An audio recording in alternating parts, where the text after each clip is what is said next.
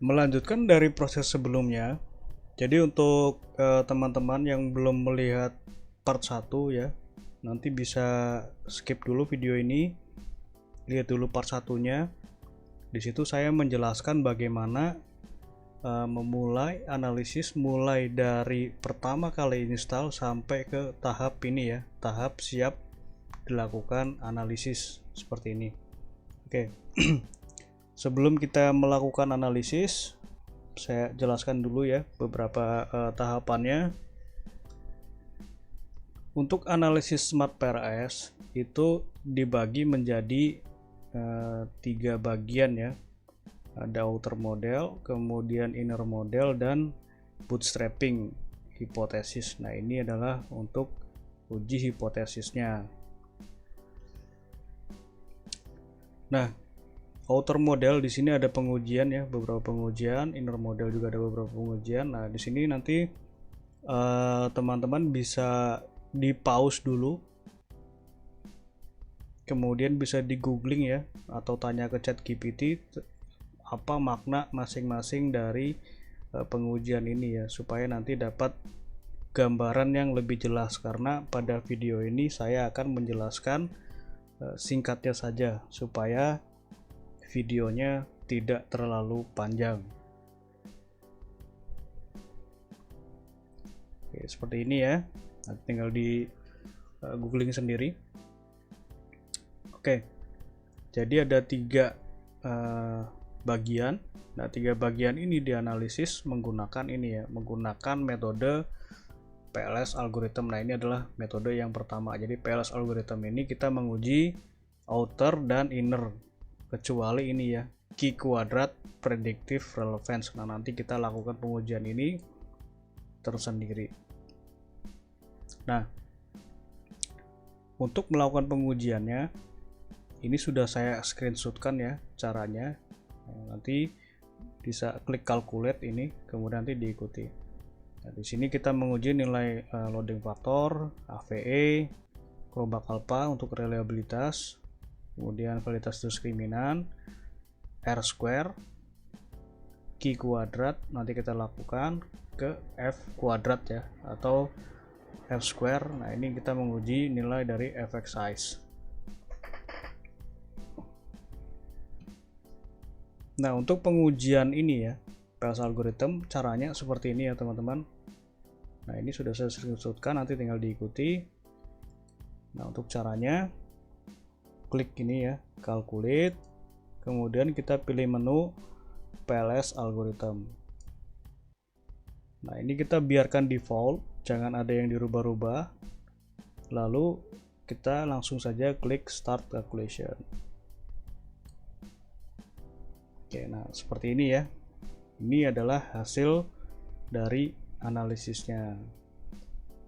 Kita save dulu. Nah, ini kita tinggal klik ini ya, save. Kemudian file name kita ganti namanya menjadi PLS algorithm. Sesuai dengan tahapannya seperti itu ya. Nah, kita klik create. Oke, nah ini sudah kita save di dalam aplikasi Smart PLS. Nah, untuk meng-save hasil output ini di luar dari aplikasi Smart PLS, caranya kita klik ini ya, klik Excel, lalu kita klik export. Nah, kita bisa save di folder yang kita inginkan, contoh seperti ini ya, kita di folder demo. Nah, supaya nanti gampang ya memisah-misahkan outputnya, kita buat folder baru. Nah, klik kanan, new folder ya ini. Nah, kita beri nama, ini adalah tahapan PLS algorithm, jadi kita sesuaikan namanya ya, PLS algorithm. Oke, nah ini kita bisa klik di sini, kemudian open. Lalu sebelum kita save, kita ganti dulu namanya ya, sesuai dengan tahapannya, PLS algorithm. Nah, seperti ini, lalu kita klik save. Oke, seperti itu. Kita tunggu sebentar.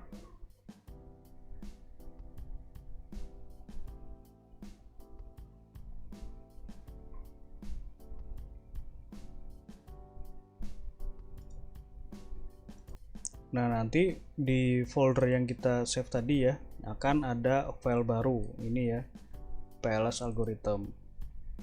Nah, ini adalah save file dari aplikasi Smart PLS, bentuknya Excel. Nah, nanti hasil save filenya itu seperti ini ya teman-teman. Nah, di sini ada keterangannya ya. Nah, ini kemudian di sini di complete ini ada hasil output dari tabulasinya. Nah, kita tidak usah melihat di sini ya. Nah, kita lihatnya di sini di navigation. Nah, navigation ini kita tinggal klik saja mana yang kita inginkan. Misalkan kita ingin melihat nilai dari loading factor ya, kita tinggal klik ini show. Nah, seperti ini nanti akan langsung diarahkan ke tabel dari loading factor. Nah, seperti ini ya. Oke, kembali lagi kita ke analisisnya. Nah, ini ya. Nah, ini adalah gambar path analysis untuk PLS algorithm. Jadi yang di dalam bulatan biru ini adalah nilai dari R square ya, R square, dan yang di dalam garis ini adalah path coefficient. Nah, yang di garis yang mengarah ke kuning ini ya, ke kotak kuning ini, ke konstruk kuning ini adalah nilai dari loading factor. Nanti saya jelaskan ya, loading factor itu apa.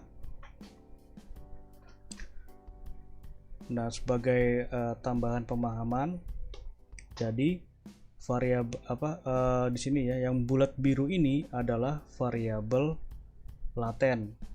Ini ya, ini adalah variabel laten. Jadi laten itu X1 kualitas produk, Z, dan X2 dan Y. Nah, ini adalah laten. Kemudian konstruk itu adalah ini ya, variabel konstruk itu yang kuning. Nah, ini yang kuning ini adalah konstruk. Nah, konstruk itu yang menyusun laten seperti ini ya. Nah, ini adalah konstruk, ini adalah laten ya, seperti itu ya teman-teman. Karena banyak yang tertukar ya antara konstruk dan laten, atau ada beberapa juga yang masih belum mengetahui perbedaan konstruk dan laten. Jadi konstruk itu adalah ini yang kuning, jadi konstruk itu gampangnya adalah kuesionernya, laten itu adalah variabelnya, seperti itu. Nah, kemudian jika teman-teman ingin menyimpan gambar ini, itu tinggal klik kanan ya, lalu klik export as image. Nah, kita bisa pilih menu clipboard ya. Nah, export, kemudian kita buka Excel. Nah, seperti ini, lalu kita bisa paste di sini. Oke, seperti itu ya untuk gambarnya. Nah, kita simpan saja di Excel supaya tidak tercecer. Oke, seperti itu. Oke, nah ini hasil analisis PLS algoritmnya sudah selesai. Nah, kita lakukan interpretasinya. Nah, di sini sudah saya contohkan ya untuk bagaimana cara menginterpretasi.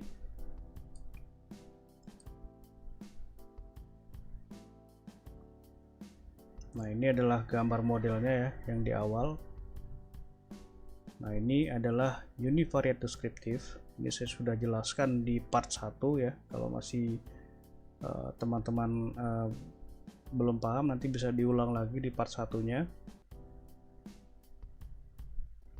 Nah, kita masuk ke pengujian ini ya, outer model. Oke.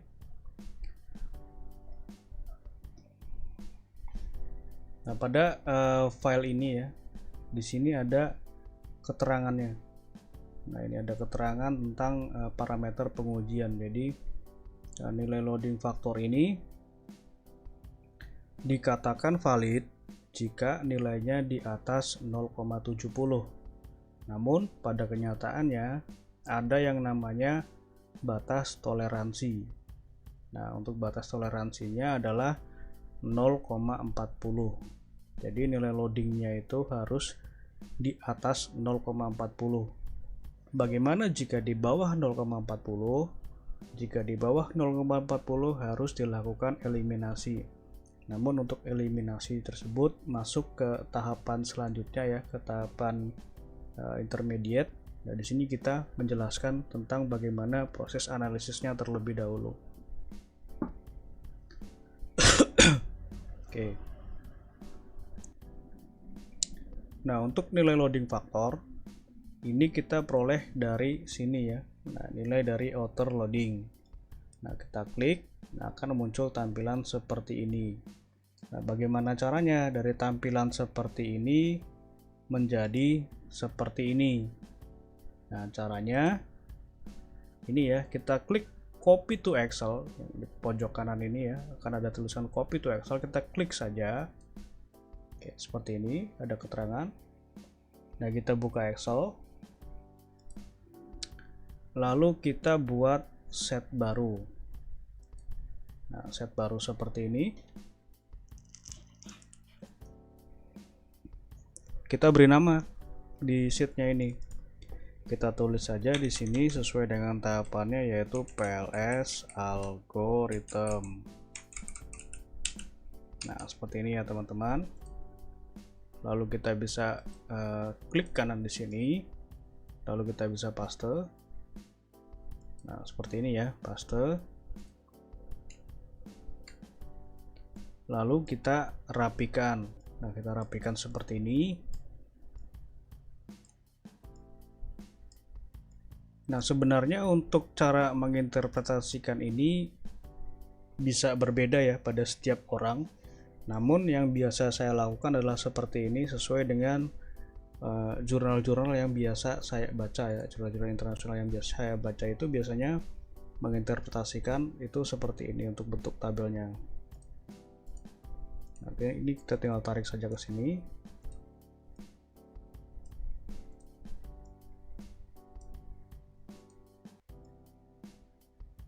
Nah, seperti ini ya. Nah, ini untuk loading faktornya. Nah, seperti yang sudah saya bilang tadi, jadi nilai loading faktor ini harus di atas 0,70. Nah, di sini bisa kita ketahui ya, semuanya sudah di atas 70, 0,70. Maka untuk konstruk seluruhnya ini dapat dikatakan valid. Nah, seperti itu ya. Ini sudah di atas 0,70, dapat dikatakan valid. Nah, kemudian bagaimana dengan nilai AVE? Nah, AVE ini adalah validitas dari variabel laten. Seperti yang saya bilang tadi di awal, laten itu adalah yang biru. Nah, ini ya, laten itu yang biru. Jadi untuk AVE nilainya harus wajib di atas 0,5. Tidak ada yang namanya toleransi. Kalau misalkan di bawah 0,5 berarti latennya ini tidak valid ya. Kalau tidak valid bagaimana ya, berarti dalam datanya itu terdapat masalah ya, karena ini harus valid. Kalau misalkan ini tidak valid kan tidak mungkin ini variabel latennya itu dihapus. Nah, kalau konstruk bisa dihapus, tapi kalau laten itu tidak bisa dihapus. Kalaupun bisa, kita harus merubah bab 3 dan menunggu persetujuan dari dosen pembimbing seperti itu. Nah, untuk nilai AVE kita peroleh dari sini ya. Nah, construct reliability and validity ini kita klik saja. Nah, muncul tampilan seperti ini ya. Ini adalah nilai AVE-nya. Nah, ini AVE sudah di atas 0,5 ya. Nah, maka untuk untuk latennya ini dapat dikatakan seluruhnya itu valid. Nah, ini juga sama prosesnya seperti tadi ya. Tinggal copy to Excel. Ya, seperti ini, copy to Excel, kemudian kita paste di sini. Ya, seperti ini.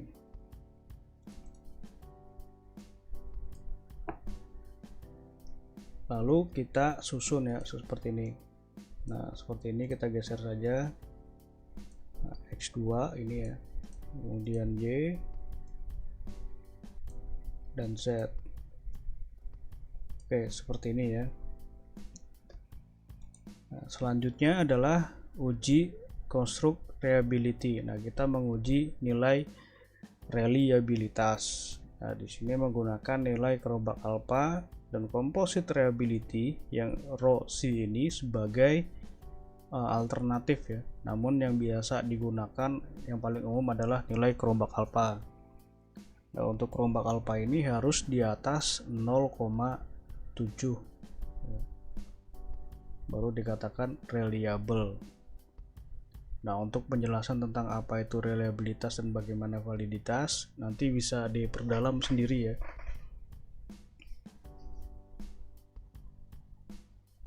Nah, kerombak alpha itu yang ini. Nah, ini nilainya sudah seluruhnya sudah di atas 0,7 ya. Maka dapat dikatakan seluruh variabelnya ini reliable. Lalu untuk composite reliability yang rho C ini juga sudah reliable ya alternatifnya. Nah, ini kita bisa hapus ya, delete seperti ini. Nah, composite reliability yang rho A ini tidak digunakan, ini kita bisa hapus. Nah, seperti ini ya. Nanti tinggal beri keterangan tabelnya seperti ini. Nah, kemudian ada pengujian diskriminan validity. Nah, untuk diskriminan validity ini kita menggunakan nilai HTMT. Nah, HTMT sebelumnya ya pada PLS3 itu masih menggunakan nilai cross loading dan nilai Warner Laker. Nah, pada PLS4 itu lebih disarankan menggunakan nilai HTMT karena hasilnya itu lebih akurat. Nah, untuk HTMT sendiri kita peroleh nilainya dari sini ya, diskriminan validity ini kita klik saja. Nah, akan muncul tampilan seperti ini. Namun yang biasa saya gunakan tampilannya berbentuk list. Tinggal kita pilih di sini ya. Nah, ini yang bentuk list. Nah, ini bentuk list. Nah, ini nanti seperti biasa ya, sama, tinggal di copy lalu dipaste di Excel. Nah, untuk nilai HTMT ini harus di bawah 0,9 dengan nilai toleransi paling atas itu maksimal adalah 1. Nah, kalau misalkan sampai di atas 1 berarti terjadi masalah untuk HTMT-nya. Jadi HTMT itu melihat ya apakah variabel konstruknya itu mampu bentuk variabel latennya atau tidak. Nah, seperti ini ya. Jadi nilai HTMT-nya ini harus di bawah 0,9. Nah, ini bisa kita ketahui ya, seluruhnya sudah di bawah 0,9, maka ini tidak terjadi masalah pada nilai HTMT-nya.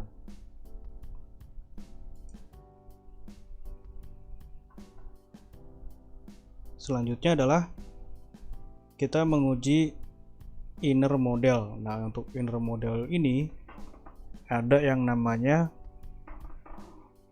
Goddess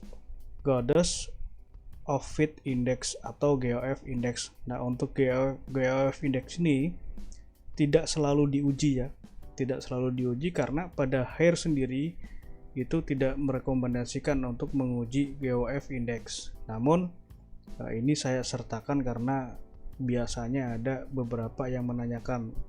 Nah, pada umumnya untuk GOF Index ini tidak digunakan karena GOF lebih ditekankan pada analisis yang menggunakan metode CBSAM atau menggunakan aplikasi AMOS. Nah, untuk menghitung GOF Index, nah, di sini sudah saya sertakan ya caranya. Jadi GOF itu sama dengan akar dari AVE dikali R-square. Nah, ini dikali rataan dari R-square.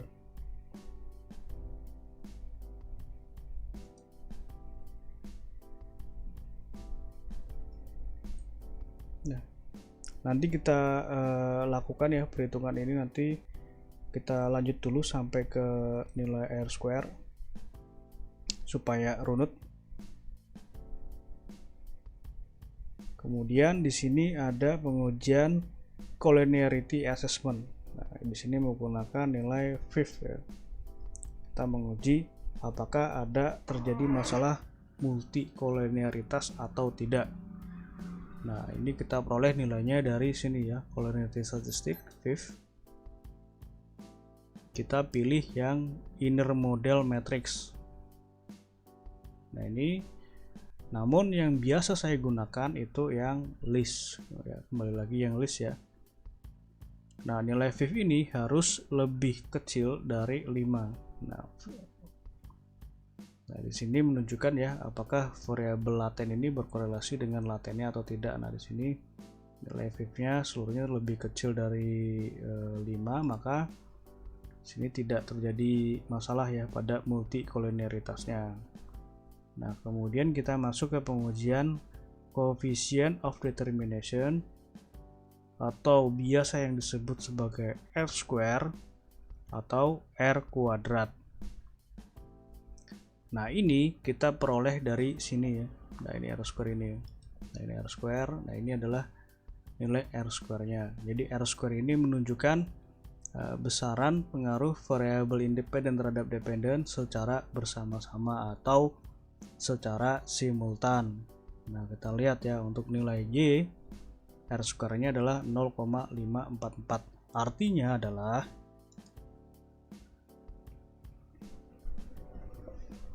ini ya, 0,544, artinya itu variabel X1, X2 dan Z mempengaruhi keputusan pembelian sebesar 0,544 atau 54,4%. Nah, sedangkan sisanya dipengaruhi oleh variabel lain di luar dari model penelitian ini. Nah, kemudian untuk minat beli, nah, nilainya 0,396 atau 39,6%. Nah, ini dipengaruhi oleh X1 dan X2 sebesar 39,6% dan sisanya oleh variabel lain di luar dari model penelitian. Nah, di luar dari model itu seperti apa? Jadi seperti ini ya teman-teman. Jadi untuk konsumen melakukan keputusan pembelian mobil wuling itu dipengaruhi oleh banyak faktor, tapi pada penelitian ini kita hanya menguji 3 faktor ya. Nah, faktor lain di luar dari model ini bisa jadi itu adalah faktor lingkungan ya, kemudian juga ada faktor gengsi atau faktor FOMO atau faktor keluarga dan lain-lain ya, banyak faktornya. Namun pada penelitian ini yang diteliti hanya ini saja. Oke, kita langsung ke ini dulu ya, ke pengujian nilai dari GOF. Nah, untuk nilai GOF di sini sudah saya hitungkan ya menggunakan Excel. Nah, ini nanti ada rumusnya ya. Nah, ini rataan dari AVE. Ini ya. Nah, ini rataan AVE. Kemudian rataan dari R kuadrat. Nah, ini ya, rataan dari R kuadrat. Ini adalah rumusnya ya. Nanti bisa diikuti. Kemudian setelah kita menemukan nilai rataan R, rataan AVE dan rataan R square, kita bisa menghitung nilai GOF-nya. Nah, GOF itu rumusnya tadi ya. Jadi akar dari rata-rata AVE dikali rata-rata dari nilai R square. Nah, ini kita hitung menggunakan rumus ini ya. Di Excel itu kita menggunakan square root ya, square root atau akar. Nah, seperti ini. Nanti tinggal dimasukkan kriterianya. Nah, ini ada kriterianya ya. Pada model ini masuk ke dalam kategori tinggi, artinya model penelitian ini bisa digunakan atau mampu digunakan untuk menguji hipotesis. Oke ya, seperti itu. Nah, di sini ada juga pengujian predictive relevance key quadrat, nanti kita lakukan. Nah, kita lanjut dulu ke effect size atau F square atau F kuadrat. Nah, F square ini hampir sama ya dengan R untuk menguji besaran pengaruh, namun untuk F ini kita uji secara parsial atau sendiri-sendiri.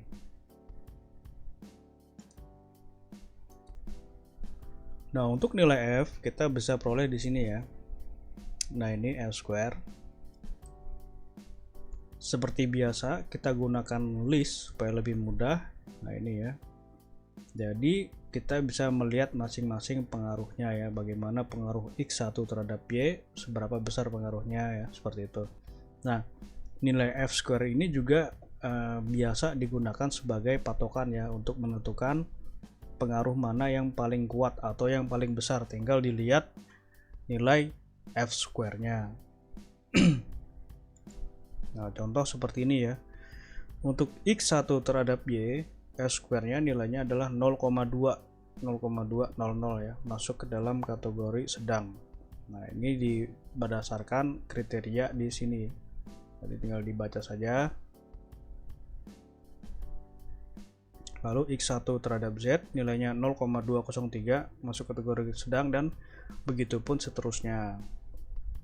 Kita bisa ketahui ya di sini untuk yang paling besar ke variabel Z ya, berarti adalah harga. Nah, harga memiliki proporsi pengaruh yang paling besar terhadap minat beli, seperti itu.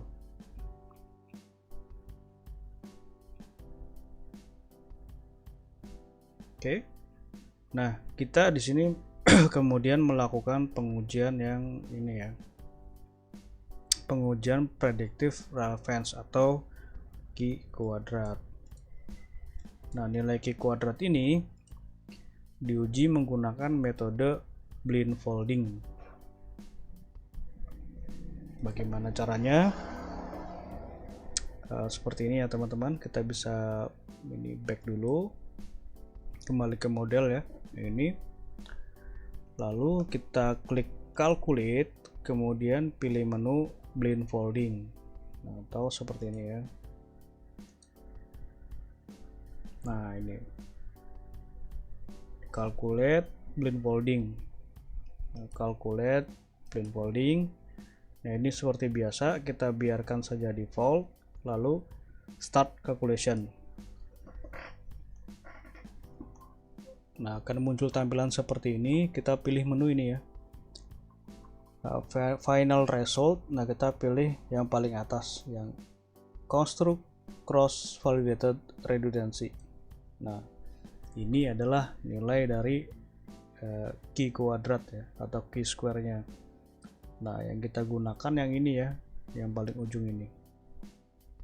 Nah, untuk Y nilainya adalah 0,327. Nah, di sini artinya adalah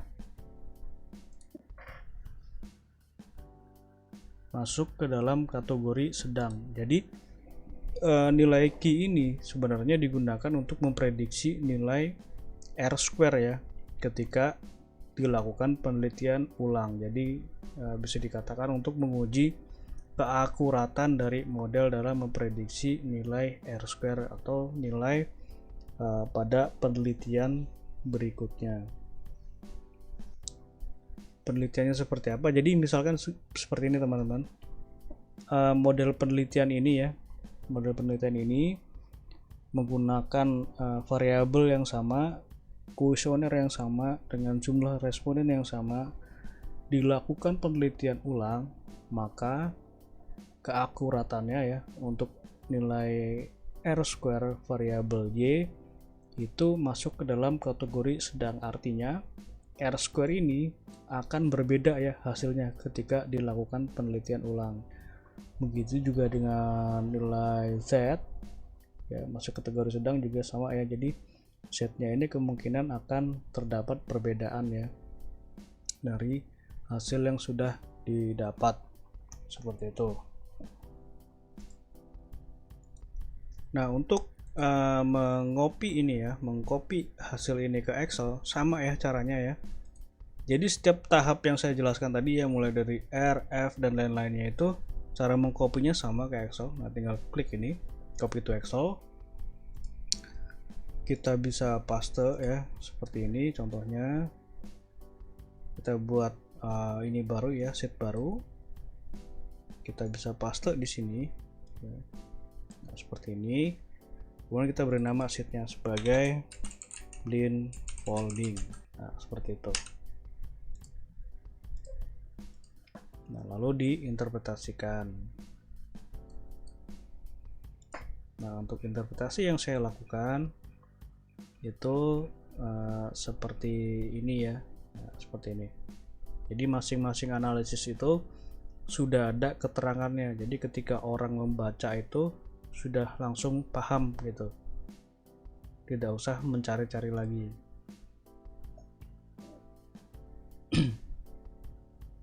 Dan untuk cara nge-save-nya juga sama ya, seperti tadi. Ini kita tinggal save. Nah, kita tinggal save. Ini akan masuk ke aplikasi Smart PLS ya, save-nya. Ini tahapan Blend Folding. Nah, create. Nah, kalau misalkan kita pengen save di luar dari aplikasi Smart PLS, sama ya, tinggal klik Excel, export. Nah, nanti tinggal di save saja. Kita buat folder baru, di folding. Nah, kita save di sini ya. Nah, seperti ini, lalu kita klik save. Nah, akan muncul seperti ini ya. Nah, ini tandanya hasilnya itu sudah kita save di luar dari aplikasi Smart PLS. Oke, kita lanjutkan ya untuk tahapan yang terakhir, yaitu adalah pengujian hipotesis penelitian.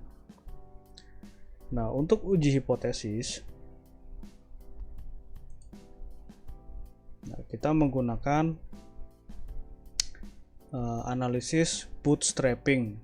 Nah, caranya seperti ini ya. Jadi calculate, pilih menu bootstrapping. Nah, ini kita bisa ini ya, kembali atau back,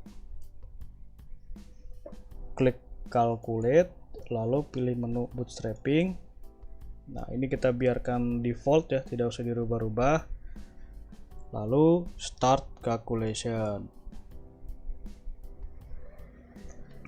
Nah, ini adalah hasil dari uji hipotesis. Nah, ini model ya, 4 model dari uji hipotesis. Nah, untuk mengesave-nya ya, mengesave model ini sama ya caranya.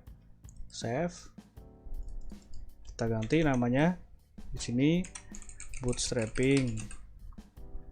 Nah, lalu kita save di luar dari aplikasi Smart PLS juga bisa ya. Nah, ini Excel, lalu export. Kita pilih buat folder baru ya.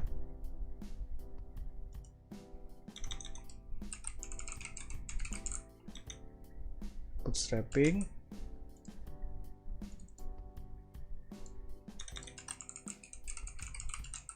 Nah, kita klik save. Jadi fungsinya kita meng-save di luar dari aplikasi Smart PLS itu nanti ini yang akan kita gunakan sebagai lampiran ya. Lampiran yang seperti apa? Yang seperti ini nih. Nah, lampiran seperti ini. Jadi misalkan kita ingin membuat lampiran untuk PLS algorithm, tadi kan sudah saya jelaskan ya, ujinya ada apa saja. Nah, kita tinggal klik di sini auto loading.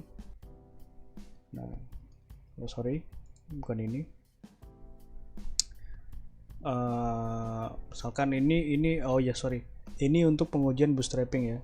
Nah, bootstrapping misalkan, nah, itu tinggal kita klik saja di sini path coefficient. Nah, copy seperti ini, kemudian kita buka board. Nah, paste, dirapikan ya. Nah, ini nanti akan dijadikan lampiran, begitu seterusnya ya, sama saja caranya. Oke, saya lanjutkan dulu. Nah, untuk pengujian hipotesis, yang pertama kita lihat adalah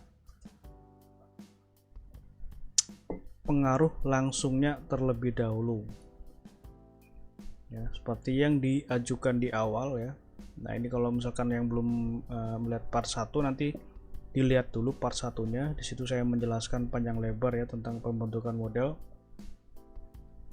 Nah ini hipotesis langsung di sini ada 5, kemudian hipotesis tidak langsung atau mediasi ada 2 ya. Jadi totalnya ada 7 hipotesis.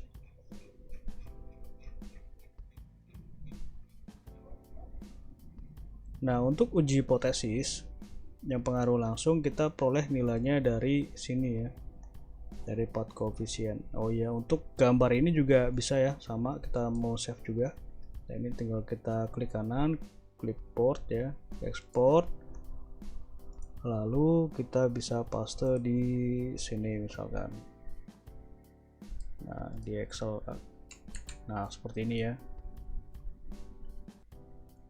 Atau supaya lebih rapi, kita bisa buat sheet baru.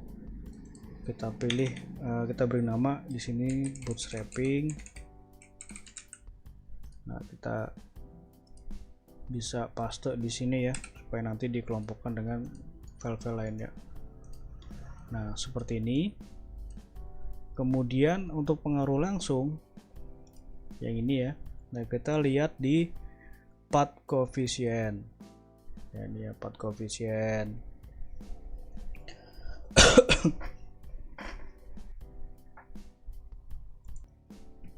Nah, untuk pengujian hipotesis ada 2 nilai ya yang diperhatikan, yaitu nilai dari original sampel dan nilai p-value. Nah, kalau misalkan kita ingin menginterpretasikan tabel ini ke bentuk Excel, caranya sama ya, seperti tadi, copy to Excel, ini tinggal klik saja. Kemudian kita bisa paste di sini. Nah, paste. Nah, lalu diinterpretasikan. Nah, yang biasa saya buat itu interpretasinya seperti ini ya. Jadi yang benar-benar diperlukan saja. Jadi tidak usah semuanya dimasukkan. Oke, kita lanjutkan. Nah, original sampel ini menunjukkan pengaruhnya itu positif atau negatif. Nah, kalau pengaruhnya itu negatif, di sini akan ada tanda minus di depannya ya. Nah, karena ini tidak ada, maka untuk original sampel nilainya seluruhnya ini memiliki pengaruh yang positif ya. Oke. Nah, kemudian untuk menentukan hipotesisnya diterima atau ditolak menggunakan nilai p-value. Nah, p-value ini harus lebih kecil dari 0,05. Kalau misalkan lebih kecil, maka hipotesis diterima. Jika lebih besar dari 0,05, hipotesisnya ditolak. Lalu bagaimana dengan nilai sampel mean dan standard deviation? Nah, ini tidak digunakan ya. Kita gunakan yang penting saja. Lalu T statistik. Nah, ini ya. Nah, biasanya nilai T statistik ini digunakan untuk orang-orang jadul. Nah, ini kita harus membandingkan nilai ini dengan nilai T tabel. Namun pada aplikasi Smart Pellets ini sudah tidak dilakukan lagi ya, karena bisa kita lihat di p-value-nya saja, karena hasilnya sama aja. Tapi ini tetap dicantumkan ya, siapa tahu yang membaca penelitian kita itu masih orang-orang jadul. Oke, kita baca ya untuk hasilnya. Nah, X1, pengaruh X1 terhadap Y memiliki pengaruh positif signifikan ya. Nah, ini. Maka hipotesisnya diterima. X1 terhadap Z memiliki pengaruh positif signifikan ya. Maka hipotesisnya diterima. Nah, ini ya hipotesisnya ya. Ini positif. Nah, ini hipotesisnya itu. Nah, nanti dari sini dirapikan ya menjadi seperti ini. Oke, jadi original sampel untuk melihat pengaruhnya itu positif atau negatif, p-value untuk melihat apakah pengaruhnya itu signifikan atau tidak. Kalau pengaruhnya signifikan, hipotesisnya diterima. Kalau ini tidak signifikan atau lebih besar dari 0,05, maka hipotesisnya ditolak. Tinggal nanti disesuaikan saja untuk interpretasinya.